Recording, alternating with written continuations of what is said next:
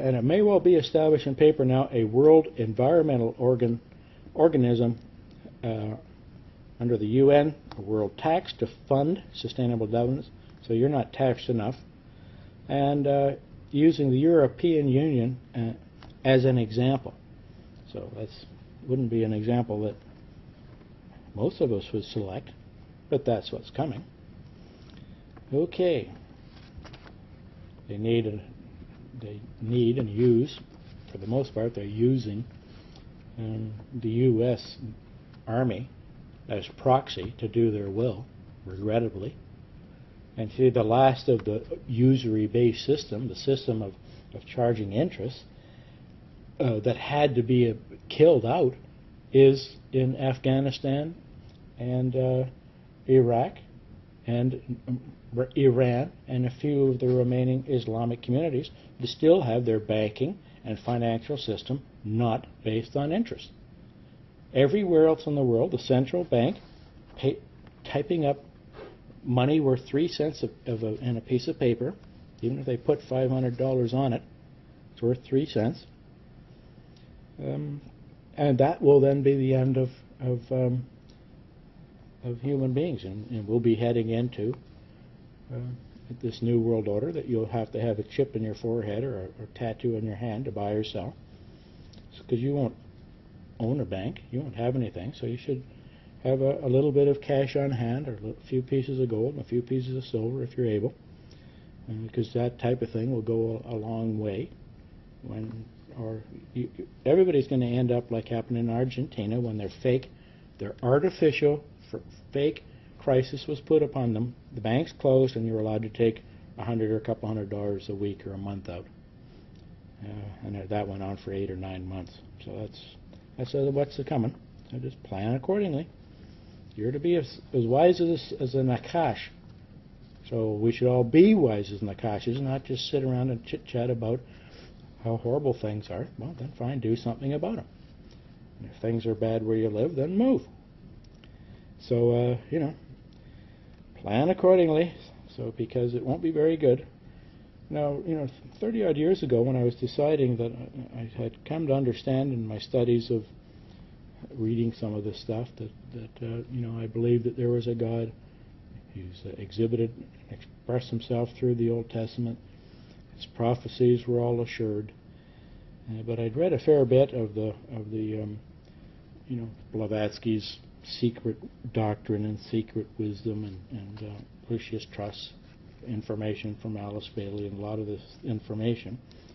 So I did, though, learn a fair bit about the Aquarian community's presentations of what they were going to do. So it's just a bit interesting to watch it. However, the outcome of it all is that you will be ordered to, and all of humanity will have to live by a law, legislative from the will of the people, to worship and serve the creation. That's where this all, gets together and forms. You will worship the creation, and it won't be negotiable, or you'll be starved to death and killed. And as most people will be contained in cities and told to stay there, and they'll turn their water back on and provide enough food to keep them alive, at least in the interim. Their goal is to remove 7.5 billion people from planet Earth, and they're going to do it. So just be aware. That's their goal in the Georgia Guidestones. So they want 500 million, 500 million, of which all the people that have put this together wish to be a part of.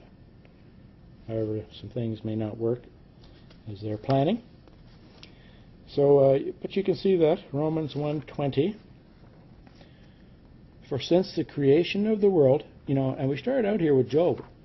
He's just going on and on and on about Job's friends, not talking truthfully about them, not understanding what he can and will do with his creation, what he will allow us to do, and then no further. No further. The being we worship controls everything. He just seems to, not do it the way we think he should. And it's probably a very good thing he doesn't do what we think he should. He'll do it in the best way for everybody. So anyway, for since the creation of the world, God's invisible qualities, His eternal power, divine nature, have been clearly seen, being understood from what has been made, the creation, so that men are without excuse. These people that insist on evolution, and they also are insisting on a spiritual evolution too. You're going to be ordered to evolve spiritually.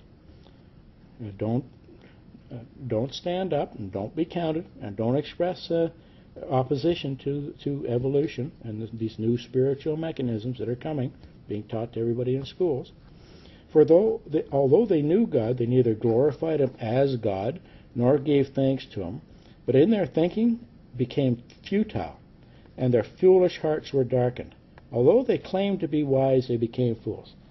Yes, so all of these people who think or at least have told me that I'm a fool, including several people that are in our association here, for possibly believing that the world can only be planet Earth can only be 6,000 years old.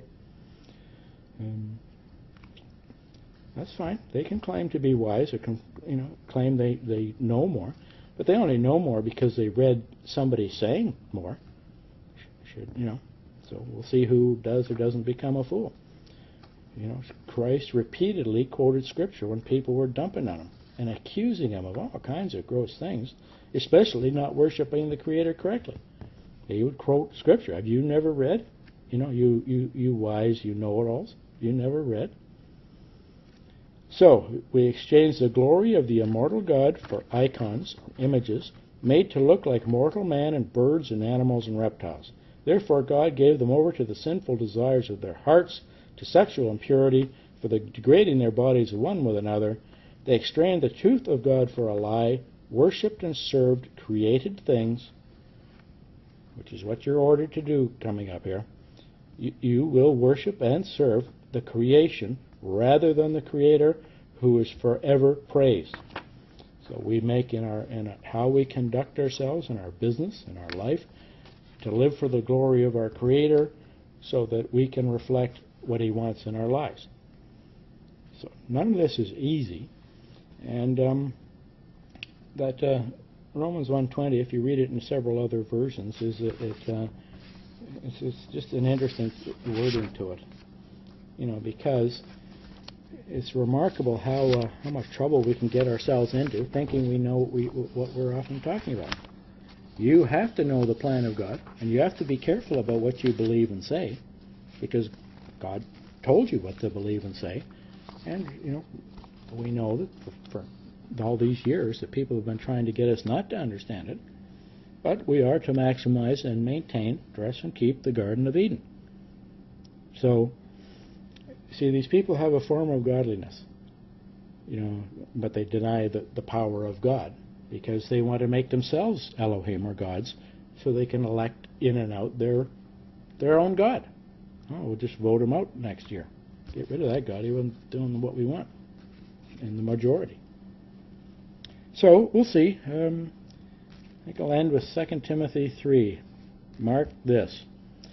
There will be terrible times in the last days. People will be lovers of themselves, self-indulgent, self-absorbed, lovers of money.